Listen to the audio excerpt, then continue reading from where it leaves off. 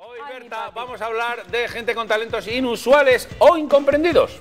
Ah, como la capacidad que tiene Carmen de Mairena para desatascar fregadores de un sorbido. Mira, por ejemplo, muy bien pensado, pero aunque el vídeo que vamos a ver es más agradable, se trata de unos abuelos que tienen un talento que como mínimo es raro en su edad. Y no me refiero a comer turrón del duro. Mira lo que hacen. Ay, nevo, guanada, pronto igual.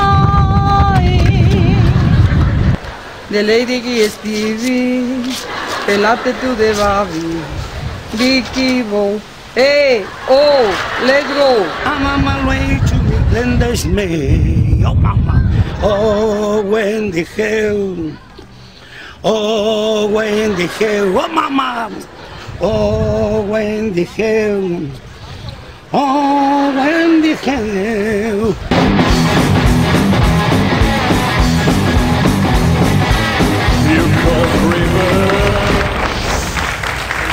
Oh, Wendy Gel, oh, Wendy Gel, oh, mamá, oh. ¡Madre! Que lo diga yo, ¿eh? ¡Qué inglés! Bueno, ni el príncipe gitano, ¿eh? Ya, pero es que estos eran clásicos del rock, a la gallega.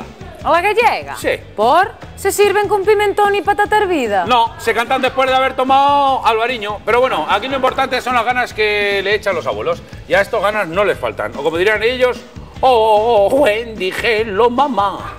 Oh, Miki, ¿qué? eso te lo acabas de inventar. Bueno, pues como ellos, ¿eh? Como el protagonista del siguiente...